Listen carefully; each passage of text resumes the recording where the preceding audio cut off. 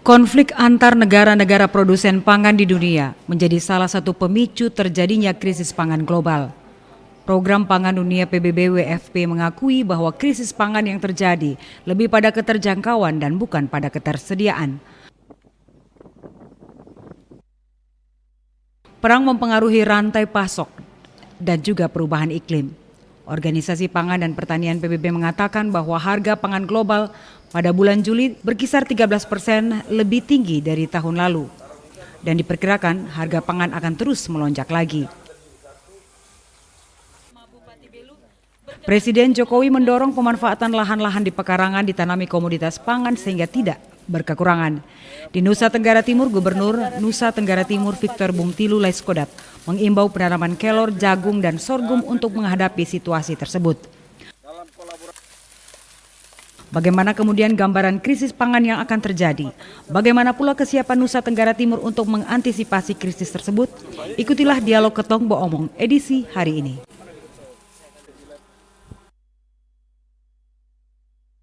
Ya, selamat petang dan selamat berjumpa saudara dalam Katong Bo Omong edisi Senin 19 September 2022. Dan saudara, topik yang akan kita bicarakan dalam Katong Bo Omong kali ini adalah antisipasi ancaman krisis pangan.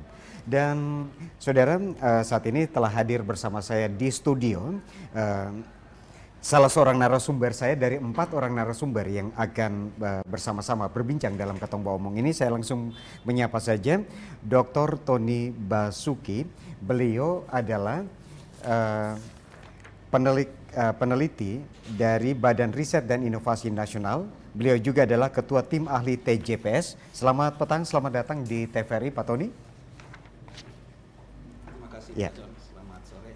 Ya, dan selanjutnya akan bergabung bersama saya lewat Zoom yang secara berturut-turut saya langsung perkenalkan saja Profesor Insinyur Fredrik L. Benu MSI PhD.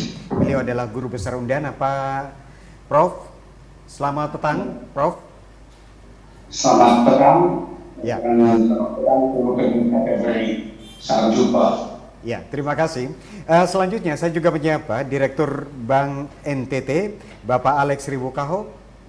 Ya, selamat petang Pak Alex. Halo, Pak Alex, apakah suara saya didengar? Halo Pak Alex. Halo. Ya, ya. Dan juga saudara, nanti kita sementara memperbaiki audio kita. Juga saya menyapa Bapak Leki Koli, Kepala Dinas Pertanian dan Ketahanan Pangan Provinsi Nusa Tenggara Timur. Pak Leki, selamat petang Pak Leki. Selamat petang, salam sehat untuk semua penonton. Oke, salam sehat. Dan selanjutnya kembali saya menyapa Bapak Alex Ribukaho, Direktur Bank NTT. Halo. Ya, ya, kita akan kembali menghubungi.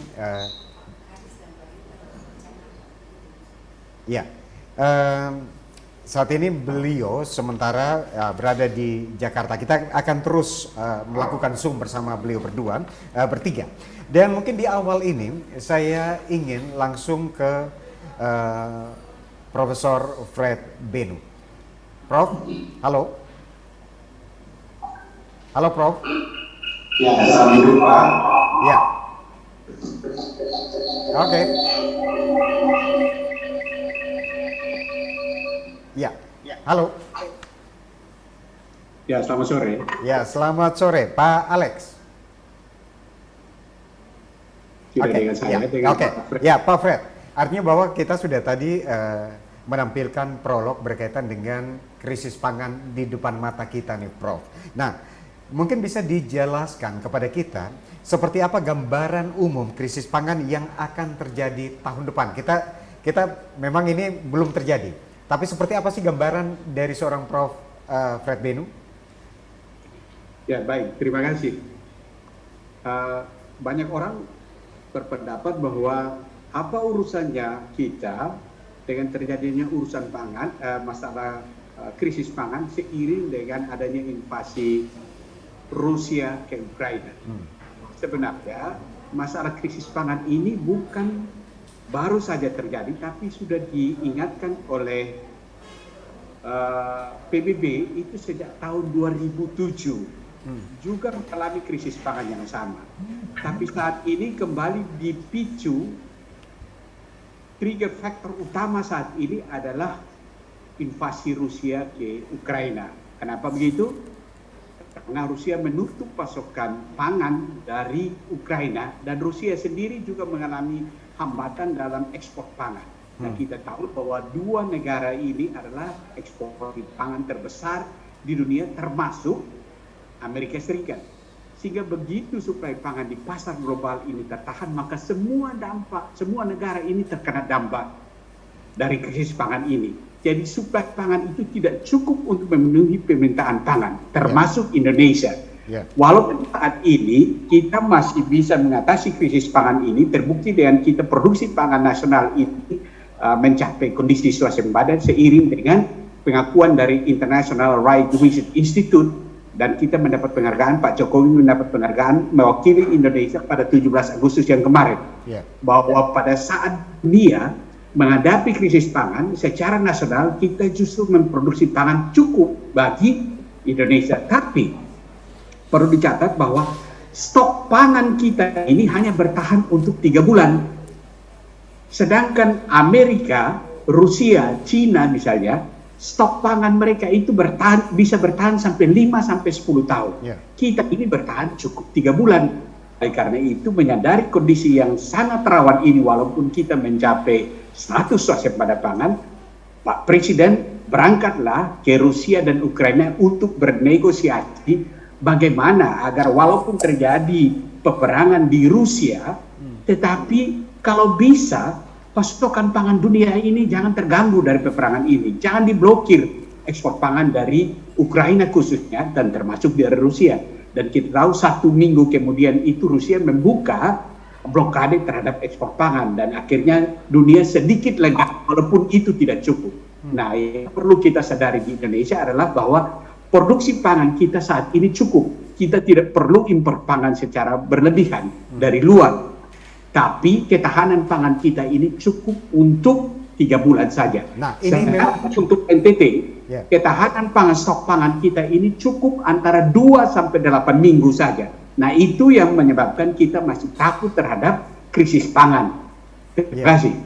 Oke, jadi untuk Indonesia swasembada, tapi kita juga stok ini hanya bertahan sampai dengan 3 bulan. Untuk NTT 2-8 minggu. Ini memang perlu kita antisipasi bersama. Nah, saya ke Pak Leki. Pak Leki. Ya. Kita sudah mendapat gambaran dari Prof. Fred kaitan dengan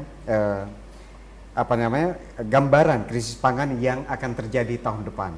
Kita seperti Prof katakan bahwa kita swasembada, Indonesia swasembada, tapi stok hanya 3 bulan. Untuk NTT 2-8 minggu untuk persediaan pangan kita.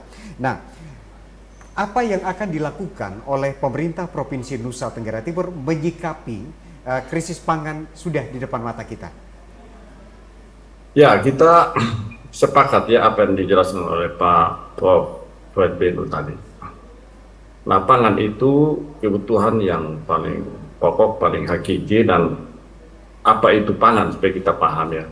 Pangan itu kita omong soal padi, soal jagung, soal kedelai, soal umbi-umbian, soal kacang-kacangan, soal telur, soal daging, dan lain sebagainya.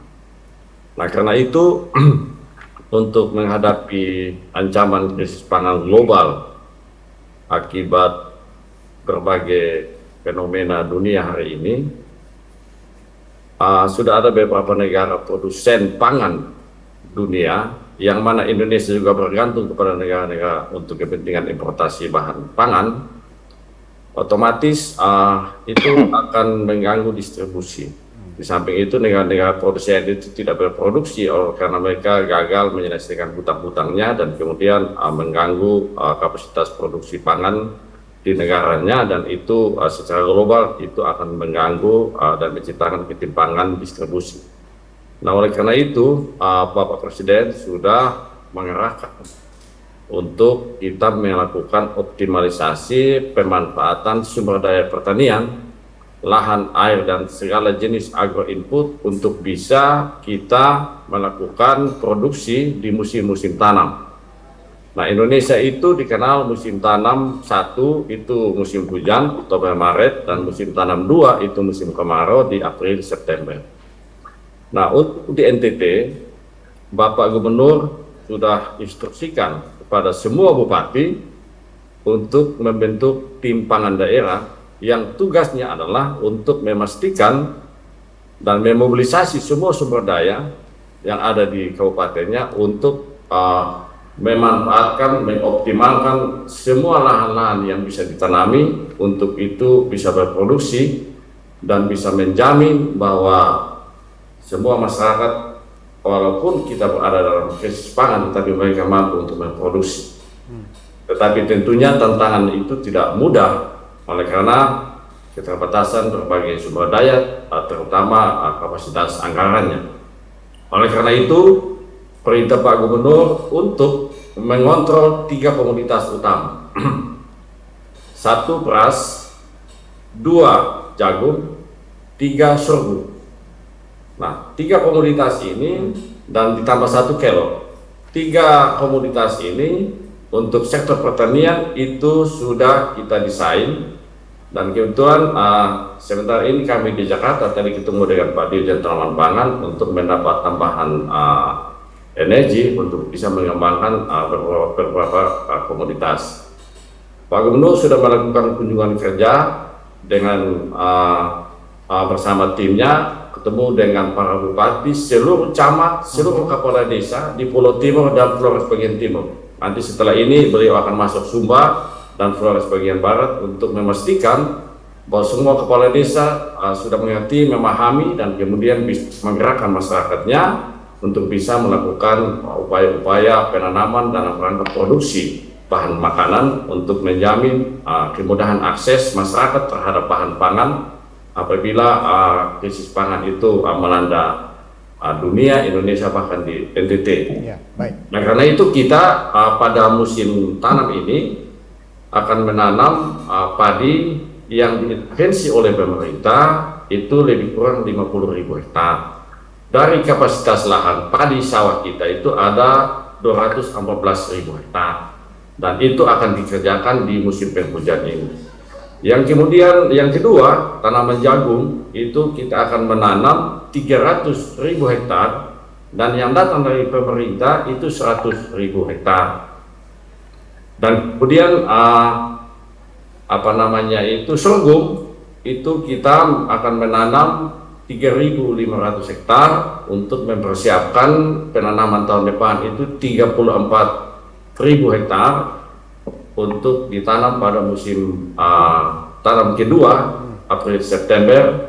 Oleh karena pilihan sorghum itu cocok untuk wilayah-wilayah marginal di NTT, di Flores bagian timur, Pulau Timur, Pulau Sumba seluruhnya termasuk Sabu, Rotendao, dan Pulau Alor, Lepata, Flores Timur, dan seterusnya.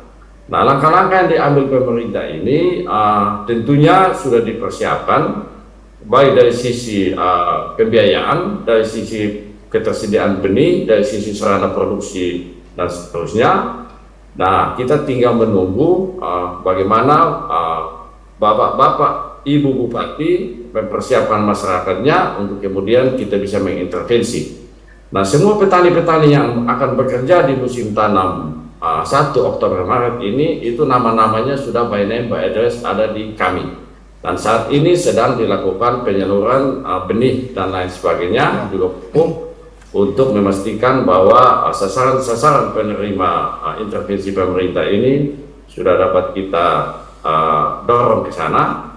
Produsen-produsen pupuk yang ada di NTT sudah kami rapatkan dengan mereka untuk bisa menggeser, mengisi gudang-gudang yang ada di semua daerah untuk memastikan bahwa musim penghujan nanti itu akses pelayanan pupuknya itu dapat memenuhi kebutuhan petani. Baik. Langkah-langkah strategis yang sudah diambil oleh pemerintah atas instruksi Bapak Gubernur ini kemudian sudah kita sinkronkan dengan kabupaten melalui rapat-rapat kerja dan lain sebagainya, dan kemudian sebagian besar sudah dalam persiapan Dan untuk memantau perkembangan-perkembangan itu, maka besok tanggal 20 itu kita akan merilis satu aplikasi yang namanya Bepom Petani, yang kontennya itu adalah, ini adalah satu platform untuk memantau produksi pertanian, untuk memastikan mana daerah-daerah surplus, mana daerah-daerah defisit, untuk kemudian nanti bisa saling menutupi melalui kerjasama antar daerah,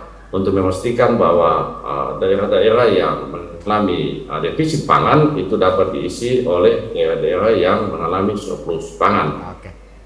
Ya. Nah, di samping itu kita juga mempersiapkan komoditas-komoditas pangan segar, hortikultura untuk berbagai jenis ya, baik itu sayuran daun, sayuran buah, dan sayuran umbi, untuk kemudian itu bisa terus dikerjakan oleh masyarakat dengan memanfaatkan semua lahan yang tersedia, termasuk mewajibkan semua ASN, termasuk teman-teman di lembaga-lembaga TNI, Polri, dan perbankan khususnya Bank NDT untuk mewajibkan semua aparat atau semua pegawai atau ASN untuk memanfaatkan penggalangannya, sehingga mereka tidak perlu ya membeli lagi bahan makanan seperti cabai, bawang, dan lain sebagainya, untuk bisa mengurangi beban petani yang begitu berat. Ya. Nah, ini yang kemudian kita mohon dukungan semua pihak, terutama teman-teman media, untuk bisa memberikan pencerahan kepada masyarakat,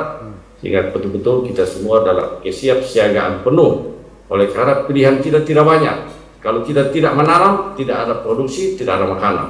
Maka satu-satunya cara adalah semua kita menuju ke lahan masing-masing, entah itu pekarangan, entah itu kebun, entah itu tegalan, entah itu sawah, untuk kita memanfaatkan musim hujan ini untuk mengisi lahan-lahan yang tidak pernah kita kelola sekian lama, termasuk lahan-lahan existing, untuk bisa berproduksi, terutama kelompok-kelompok keluarga miskin, untuk memastikan bahwa mereka akan memanen juga, mereka produksi, sehingga mereka bisa mampu mendapatkan kemudahan akses pangan. Nah, di pihak lain menghadapi gejolak kenaikan harga akibat kenaikan bahan bakar minyak, pemerintah pusat sudah menyediakan sabuk pengamannya melalui berbagai macam bantuan sosial.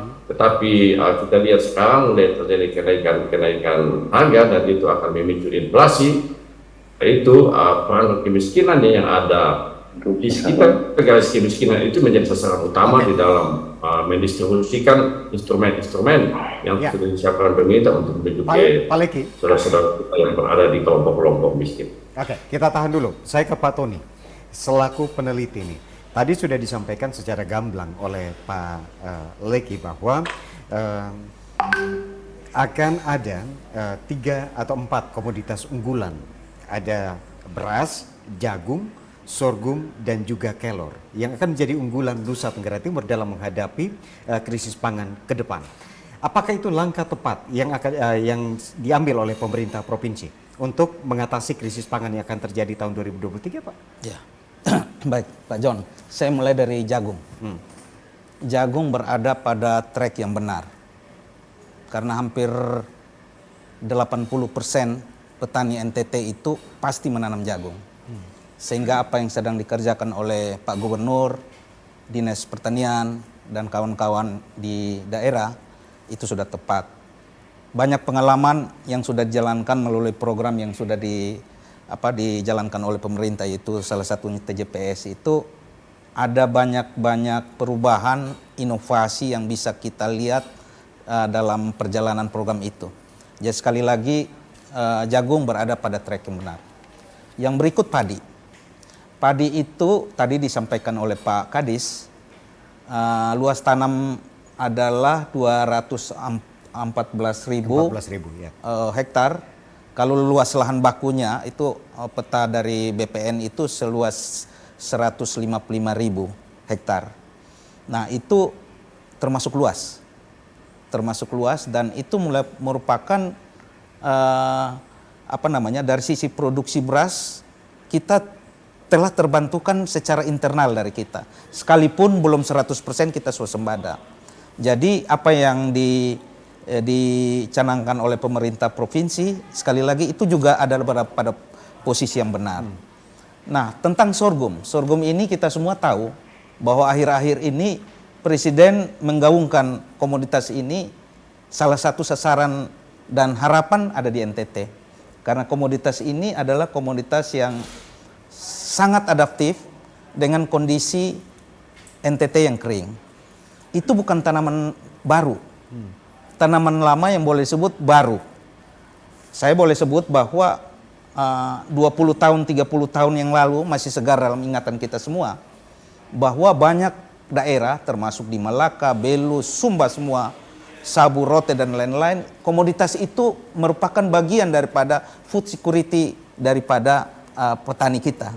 Tetapi karena modernisasi, perubahan dan lain, kepraktisan lain-lain, akses pangan yang paling praktis sehingga seakan-akan ini hilang.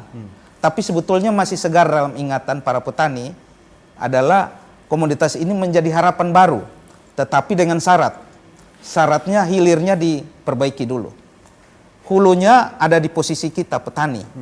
Ya, kita mungkin karena Pak Kadis ini bekerjaan pada hulu, beliau minta bantuan itu adalah posisi hilir, yaitu menerima komoditas yang ada di produksi petani untuk ini, karena kita tidak bisa mengandalkan sorghum ini sebagai bahan pangan murni untuk masyarakat ini. Kita telah berubah total situasi pangan kita yang itu juga realita, yaitu berbasis ini beras. Nah, oke. Untuk kelor. Kelor itu sekali lagi, kelor juga bukan barang baru bagi kita. Tetapi ini dipromosi awalnya oleh Pak Gubernur sendiri. Dan awalnya juga banyak orang yang skeptis. Tapi fakta menunjukkan perkembangan menjadi positif pada agribisnis kita.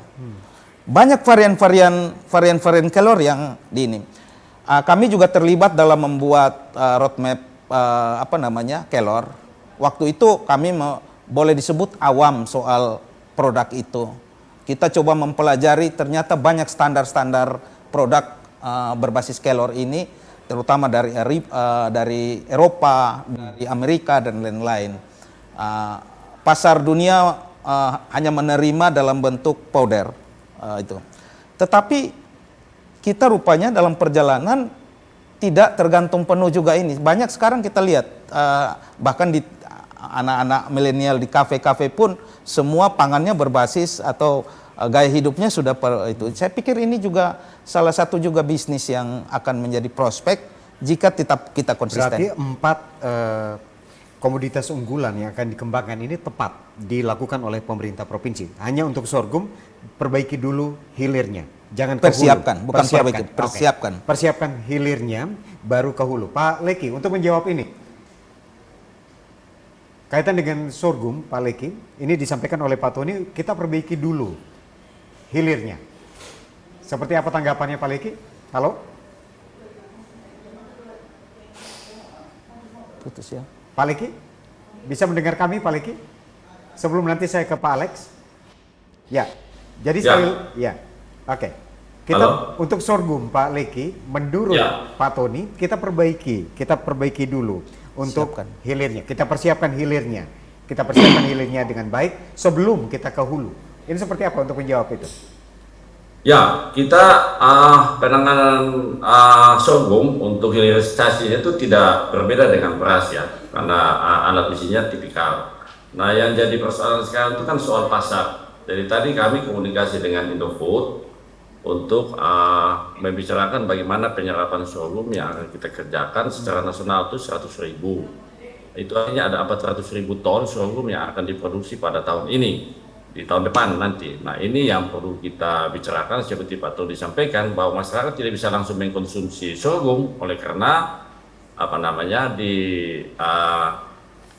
ini soal tes ya, soal rasa, sehingga kita perlu antisipasi untuk bisa menuju kepada industri pengolahan tepung ya sebagai satu bahan substitusi tepung gandum untuk bisa mengimbangi produksi yang kita kerjakan yang dikerjakan oleh petani. Okay. Nah, karena itu malam nanti kita akan ketemu dengan beberapa off-taker untuk bisa merumuskan langkah-langkah hilir sehingga nanti apa yang disampaikan oleh Pak Tony betul-betul dapat kita kerjakan dan bisa menjawab semua tantangan dan kebutuhan masyarakat ketika ini sorghum diproduksi. Oke, baik.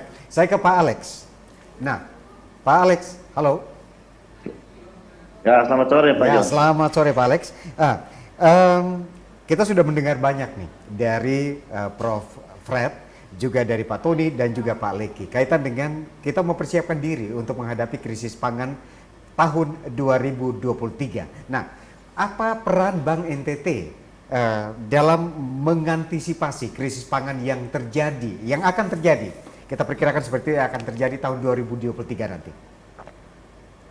Baik, terima kasih Pak John. Saya kira krisis pangan ini bukan baru pertama kali terjadi di dunia dan Indonesia seperti yang disampaikan oleh Pak Prof tadi.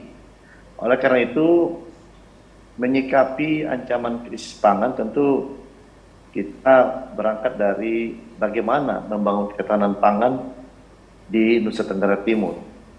Bahwa memang untuk komoditi tertentu, beras saat ini Indonesia dalam posisi swasembada.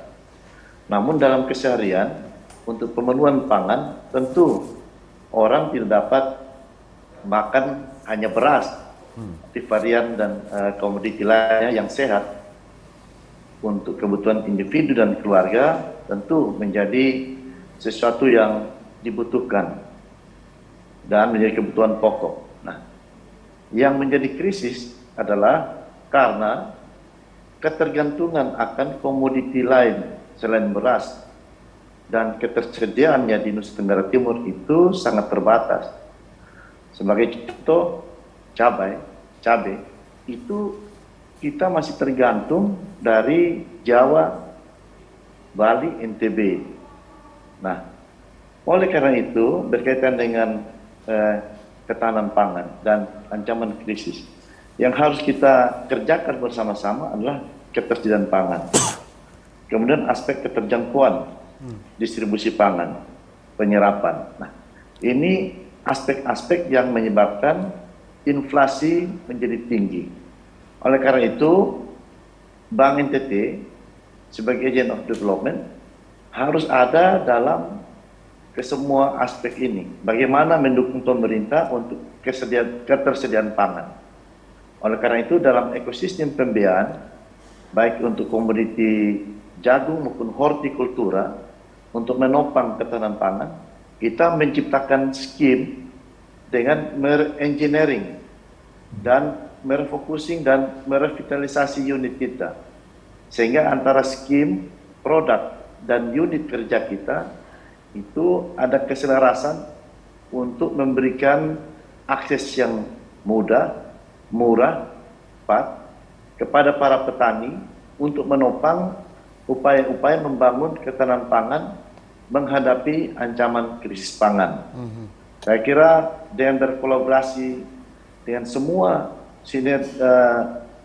sumber daya yang ada, dengan multi helix, melibatkan pemerintah, swasta, akademisi, asuransi, perbankan, penjaminan, bahkan pihak-pihak lainnya yang mempunyai stimulus kebijakan dalam ekosistem akan mampu memberikan daya dorong yang kuat untuk membangun dan mengakselerasi ketahanan pangan berbasis komoditi unggulan di Nusa Tenggara Timur, sehingga ketersediaan pangan bagi setiap individu rumah tangga yang outcome-nya untuk memperbaiki gizi dan harapan hidup di masyarakat Nusa Tenggara Timur bisa selaras dengan program-program yang dilakukan oleh pemerintah Provinsi Nusa Tenggara Timur maupun pemerintah kabupaten dan kota. Demikian Pak. Oke.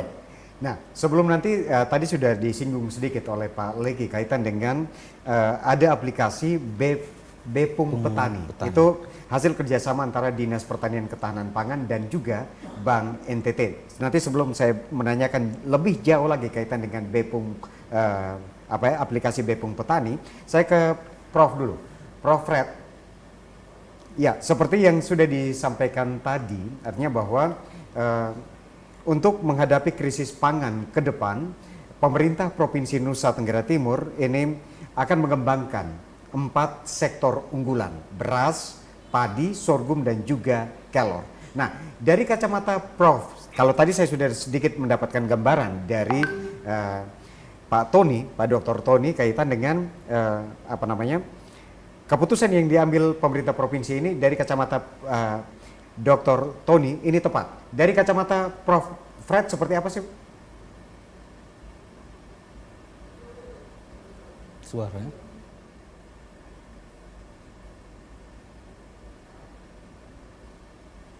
Halo. Ya, halo Prof. Ya, silakan. Saya setuju dengan kebijakan pemerintah provinsi untuk memberikan penekanan pada sejumlah komoditi pangan. Karena core teori, tidak mungkin ini kita hanya konsentrasi pada satu komoditi pangan saja. Seperti tadi Pak Dirut Bank NTT sampaikan. Beras saja tidak cukup. Tadi yang saya sampaikan penghargaan dari IRI, International Rice Institute, itu khusus untuk padi. Tapi kalau kita hanya konsentrasi pada satu komoditi saja, saya pikir NTT ini tidak cukup. Bukan hanya NTT, tapi seluruh Indonesia.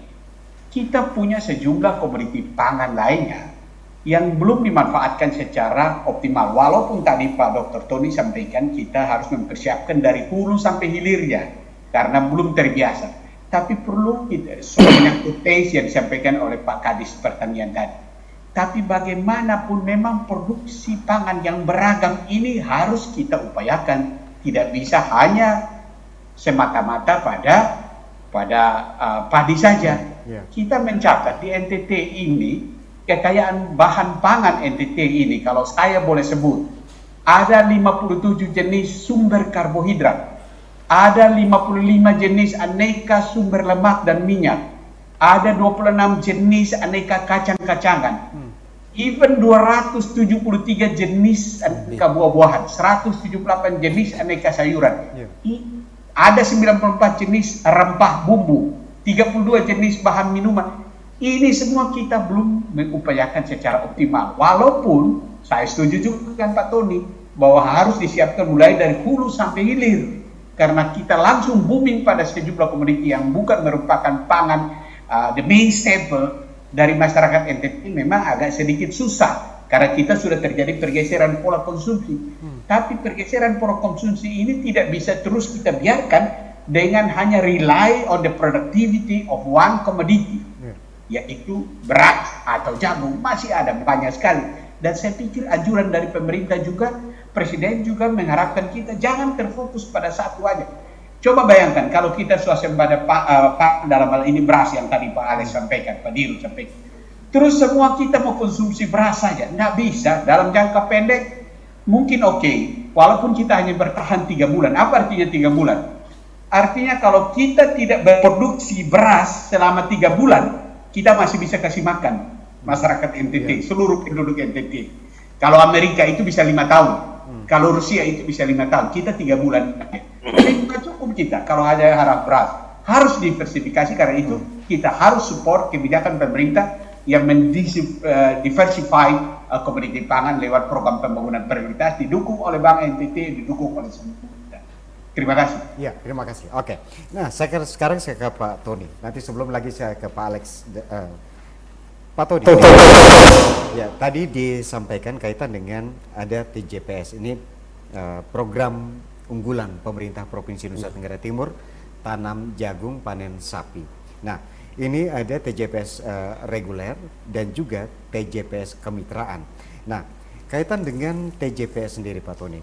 TJPS merupakan program yang kita harapkan dapat memperkuat NTT menghadapi krisis pangan ke depan. Nah, bagaimana TJPS pola kemitraan dapat menjadi kekuatan dalam menghadapi krisis pangan ke depan ini? Ya, Pak John. Jadi TJPS ini udah pola kemitraan itu sebetulnya naik level kedua. Sebelumnya ada istilah TJPS reguler.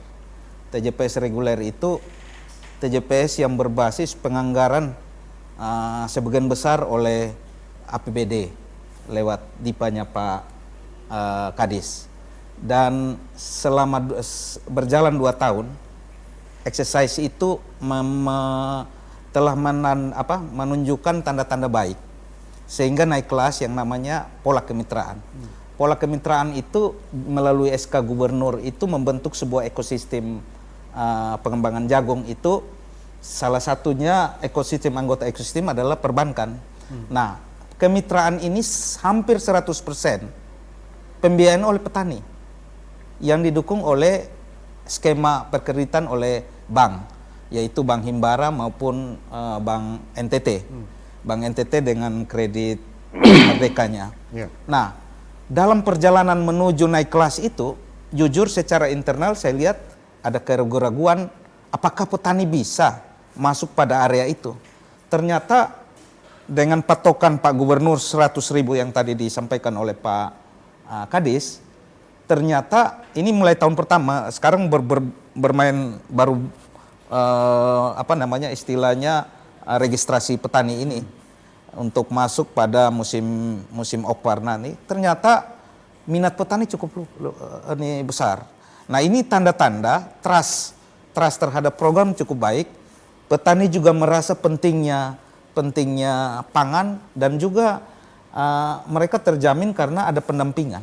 Dan terbukti bahwa program-program TJPS ini ada tanda-tanda baik yang sebelumnya kita tidak pernah mengeluarkan jagung, kita bisa menunjukkan seperti itu. Jadi sekali lagi TJPS ini sebuah case saja dengan program yang serius, bahwa saya setuju dengan Pak Prof.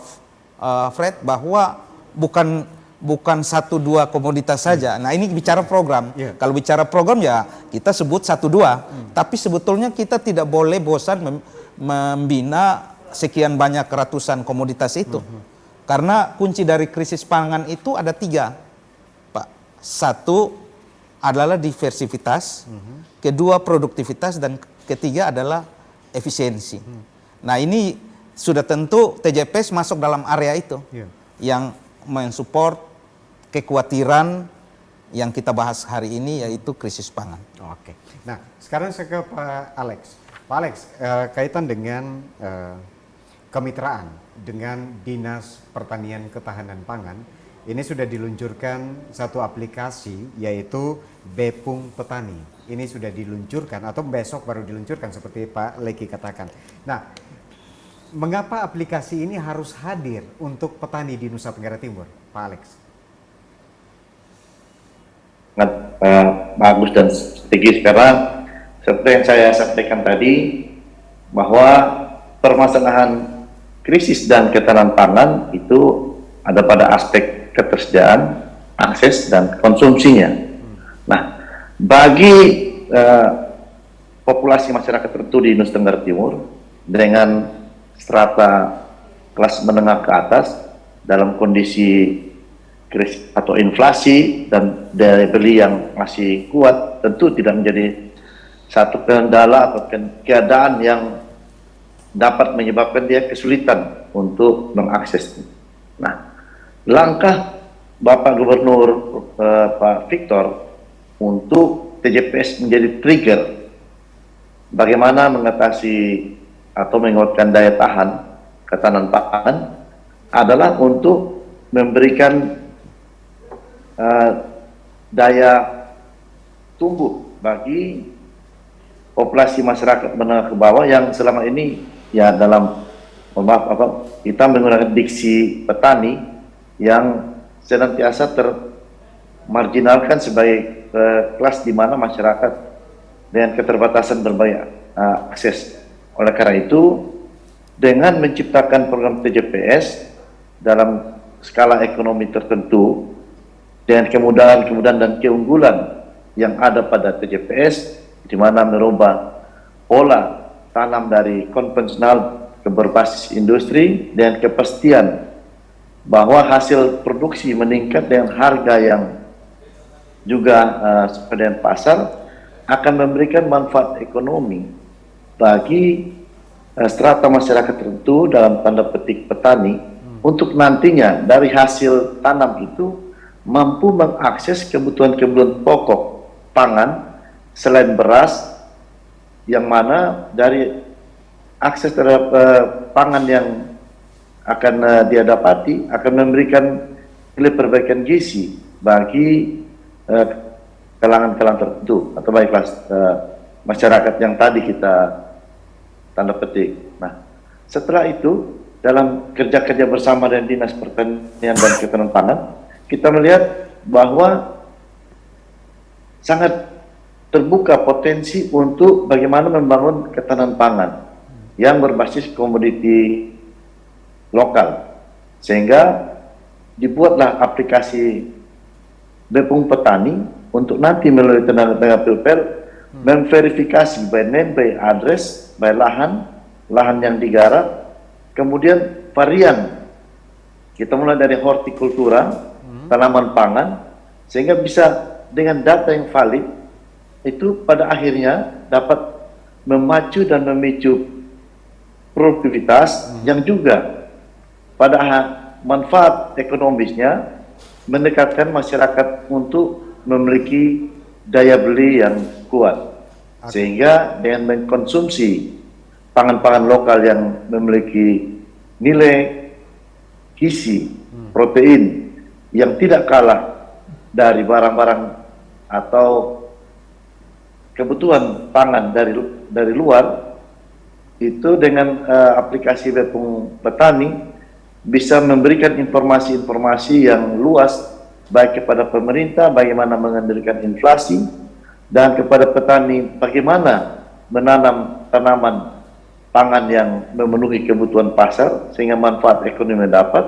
dan bagi masyarakat dengan peningkatan kapasitas produksi tentu daya beli juga makin kuat. Nah, ini manfaat lain dari aplikasi Bepung Petani yang besok akan dilakukan evaluasi untuk kita mulai mengerjakan secara masif di seluruh Nusa Tenggara Timur, yang pada nantinya melalui aplikasi ini juga melalui alat-alat bantu dashboard yang kita sediakan kepada pemangku-pemangku kepentingan, berbagai data yang bisa dianalisis itu menjadi modal, menjadi bagian untuk bagaimana program, anggaran, evaluasi, monitoring, dan perbaikan-perbaikan secara berkelanjutan dapat terus dilakukan untuk meningkatkan ketahanan pangan di Nusa Tenggara Timur menghadapi masa-masa krisis ataupun pasca krisis pangan. Demikian Pak Jon. Ya, baik. Nah, saya ke Pak Leki. Artinya bahwa kita tahu bersama bahwa saat ini bisa kita mengambil contoh. Pemerintah Kota Kupang melalui penjabat wali kota telah mengeluarkan imbauan untuk menanam cabai dan aneka komoditas pangan di pekarangan rumah dan juga perkantoran. Seperti tadi Pak Leki katakan bahwa ada instruksi nih untuk kalau bisa seluruh ASN juga menanam di pekarangannya. Nah, untuk menghindari bagaimana sebaiknya respon tiap kabupaten dalam mengantisipasi krisis pangan ke depan, Pak Leki? Ya, untuk semua teman-teman di kabupaten melalui arahan Bapak Gubernur kepada para bupati dan kemudian secara berjenjang Dinas Pertanian Provinsi, Dinas Pertanian Kabupaten dengan seluruh perangkat penyuluh di lapangan itu sudah dipersiapkan skema-skema, instrumen-instrumen yang betul-betul di manage secara baik untuk nanti bisa memanfaatkan musim hujan untuk memulai produksi. Kita harus bisa memastikan berapa banyak petani yang menanam, berapa luas luas lahan yang digunakan, dan berapa banyak produksi yang akan dihasilkan, terutama berapa banyak masyarakat dari kelompok miskin yang akan menanam dan memanen. Ini sangat menentukan untuk bisa menciptakan atau meningkatkan kapasitas produksi, dan kemudian yang diharapkan oleh Bapak Gubernur itu adalah semua masyarakat ada produksinya, entah itu cabai, entah itu bawang, entah itu jagung, dan seterusnya, sehingga nanti ketika kita mengalami krisis pangan, ya kalau ekonomi tidak masalah, tetapi kalau makanannya tercukupi, menurut Pak Gubernur itu akan jauh lebih baik. Oke, nah Pak Leki, saat ini misalnya kita ingin supaya kita bisa keluar dari krisis pangan. Kita semua berkolaborasi untuk kalau bisa kita punya stok nih. Nah, tapi bagaimana dengan ketersediaan pupuk? Bagaimana dengan ketersediaan benih? Apakah ini sudah dipikirkan oleh pemerintah? Ya, masalah benih itu sudah kita siapkan, baik benih padi, benih jagung, benih kacang-kacangan, ya, benih sorghum, benih kelor, ya itu sudah kita persiapkan. Pupuk, kalau kita bicara pupuk subsidi, memang itu ada keterbatasan.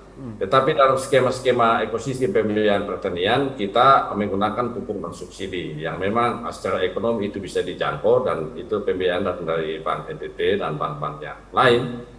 Tetapi nanti kita melihat di hilir untuk menjamin pasarnya.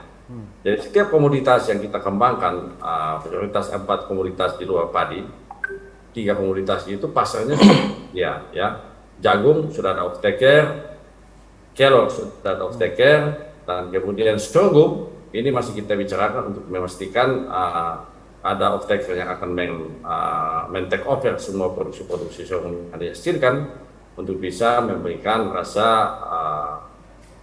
optimisme petani yang menanam komoditas-komoditas yang diarahkan oleh pemerintah. Baik, oke, saya ke Prof.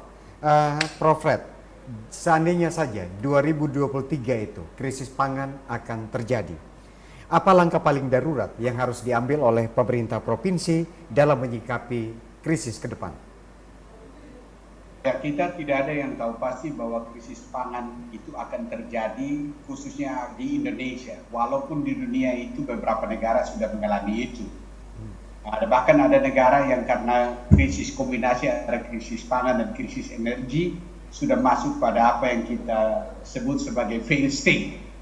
Ada 60 negara yang antri dengan soalan yang sama untuk masuk sebagai negara yang failed state. Kita tidak mau mengantri pada kondisi yang sama. Nah, tapi kita harus antisipasi itu. Kita bersyukur bahwa kita mencapai prestasi produksi beras.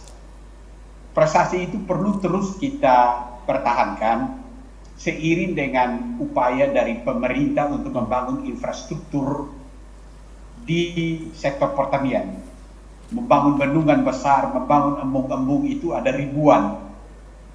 Dan juga pemerintah di samping membangun infrastruktur, kita harus menjamin bahwa supply input itu harus benar-benar itu tersedia di tingkat petani. Karena sebaik apapun program peningkatan produksi pangan, tapi kalau supply input termasuk benih yang berkualitas, pupuk, pestisida, ini tidak tersedia, maka program itu susah untuk kita mencapai produksi pangan yang cukup dan memadai. Ini kita tidak bisa menutup mata, karena dalam keadaan empirik, kondisi empirik di lapangan, pada waktu kita memasuki musim tanam, itu banyak sekali petani yang kesulitan memperoleh pupuk. Pestisida juga, tapi yang paling mengganggu ini pupuk. Kalau dulu TJPS fase 1 itu, produksinya itu ditanggung oleh APBD. Ada subsidi pupuknya. Tapi sekarang yang tadi Pak Tony bilang naik kelas, itu tidak ada subsidi pupuknya. Pupuk ini pupuk berdasarkan harga yang berlaku di pasar saat ini. Bagi saya harga itu persoalan kedua, walaupun itu juga menjadi perhatian kita. Tapi yang paling utama itu adalah ketersediaan di tingkat petani. Sehingga program-program kita ini, yang tadi TJPS sudah naik kelas, ini benar-benar bisa tercapai. Kita sering mendapat kritik dari teman-teman yang ahli pertanian. Bagaimana dengan kesediaan pupuknya? Bagaimana dengan pestisida, bagaimana dengan benih? Ini ada persoalan gini. Kalau kita menggunakan benihnya adalah benih lokal, dengan resikonya produktivitasnya itu rendah, itu tidak terlalu tergantung dari input produksi modern seperti pupuk dan pestisida. Tapi kalau kita mau meningkatkan produktivitas dan otomatis produksi pangan dengan mengintroduksir varietas unggul dengan produktivitasnya lebih tinggi dari varietas lokal, syaratnya adalah input ikutannya juga harus digunakan. Kalau tidak, maka varietas unggul ini produktivitasnya akan lebih rendah dari varietas lokal yang tidak terlalu tergantung dari input produksi modern, tidak tergantung dari pupuk, pestisida dan lain sebagainya. Karena itu, kalau program kita yang kita angkat itu adalah meningkatkan produktivitas pangan dan otomatis produksi dengan introdusir benih unggul, kita juga harus menjamin bahwa input produksi berupa pupuk, pestisida, dan air ini memang cukup tersedia di tingkat petani. Oke, Terima saya kasih. saya ingin mendapatkan sedikit gambaran dari Pak Leki, tapi mungkin saya juga sebelum ke Pak Leki saya ke Pak Tony dulu. Nah, aktivitas pertanian di Nusa Tenggara Timur kita harus akui bahwa masih berdasarkan kebiasaan, juga para petani kita masih melihat kondisi cuaca. Nah, tadi kita sudah berbicara bahwa untuk mengantisipasi krisis pangan global yang akan terjadi, tentu diharapkan supaya petani lebih giat lagi. Nah, apa yang harus dilakukan oleh masyarakat petani di Nusa Tenggara Timur? Kalau bisa tadi kita punya stok nih di tingkat petani, seperti apa yang harus dilakukan? Saya setuju dulu dengan Pak Prof. Fred. Pupuk itu menjadi salah satu kunci peningkatan produktivitas. Ini PR besar bagi Pak Kadis dan Pak Gubernur, karena ini bukan bolanya bukan pada posisi beliau yang tidak bisa ini, tapi ini persoalan nasional. Pupuk ini tidak tersedia, jadi kita masih posisi kemampuan nasional mensuplai pupuk untuk kita baru 19%, jauh sekali. Jadi sudah tentu berkaitan dengan apa petani sekarang, petani kita ini petani yang sudah siap mau menuju. Jadi kalau beberapa waktu yang lalu itu kita sebut petani statusnya subsisten, artinya bahwa apa adanya produksinya untuk rumah tangga, untuk pangan dan seterusnya. Sekarang petani kita maupun di pelosok dengan terbukanya informasi, mereka ini sedang bergerak statusnya menjadi semi komersial atau komersial. Nah, kalau dia bergerak pada menuju di situ, maka semua sistem itu harus tersedia secara baik.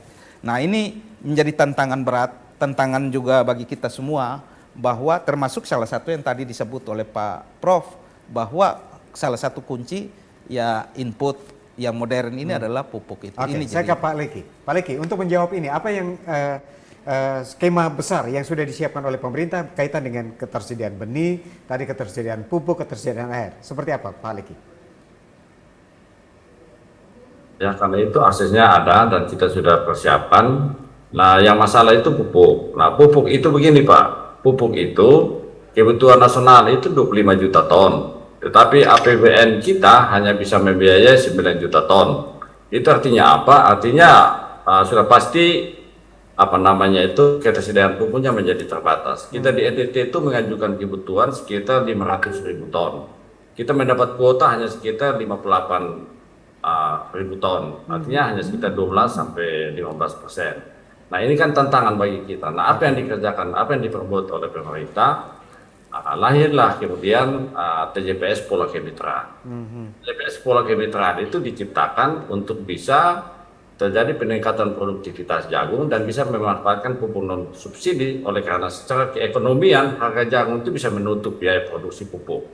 Nah, karena itu di padi juga kita sedang mempersiapkan petani-petani yang menanam padi untuk bisa mendapatkan pelayanan pupuk non subsidi, sehingga nanti mereka bisa meningkatkan produksi dan produktivitasnya. Oke, saya ke Pak Alex. Serta pupuk subsidi itu memang terbatas, tetapi pupuk non subsidi itu selalu tersedia dan banyak petani juga memiliki kemampuan untuk bisa menebus pupuk. Oke, waktu sangat terbatas, saya ke Pak Alex. Pak Alex, ketika ada aplikasi besok ini masih dievaluasi seperti Pak Alex katakan, Bepum Petani, apa keuntungan yang akan didapat oleh masyarakat petani ketika mengakses aplikasi Bepum Petani? Ya, keuntungan itu sangat besar dan luas. Yang pertama itu untuk mendekatkan akses kepada sumber-sumber pangan dan mulai untuk mengedukasi bagaimana merubah pola konsumsi. Konsumsi pada kekuatan tanaman pangan lokal. Nah, oleh karena itu, aplikasi ini memberikan informasi sangat penting dan strategis, tidak saja bagi pemerintah untuk mendesain program membangun ketahanan pangan, tetapi juga dari komponen pemerintah, bagaimana menggerakkan sektor-sektor pendidikan, kesehatan untuk mulai kampanye tentang bagaimana dengan potensi pangan lokal yang ada, masyarakat bisa membangun ketahanan pangan yang berbasis sehat. Oke. Sehingga persoalan di NTT yang sangat mendasar, stunting, kurang gizi, itu dengan kekuatan ketahanan pangan yang ada bisa menjawab ancaman krisis pangan yang mulai melanda. Oke, Tetapi baik. tadi saya bersama Pak Kadis Pertanian bertemu dengan Dirjen Ketahanan Pangan Kementerian Pertanian Ketahanan Pangan di Jakarta. Beliau menyampaikan bahwa kondisi hari ini Indonesia sangat kuat menghadapi ancaman krisis pangan. Oke, namun baik. karena Ya. namun karena kondisi ketersediaan BBM energi yang sangat mempengaruhi inflasi yang akan berdampak pada daya beli, itulah yang menjadi persoalan kita dan cara kerja kita untuk menjawab dan mendongkrak daya beli Oke, ketika inflasi Ya. karena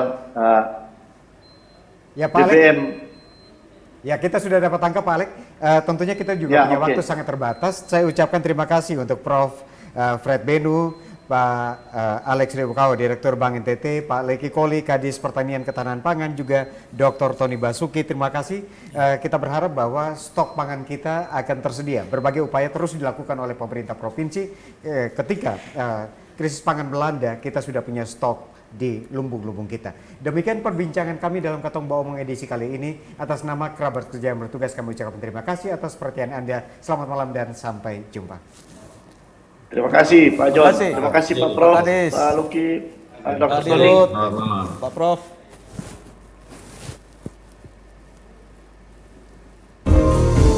Terima kasih Bapak. Masih panas nih ya.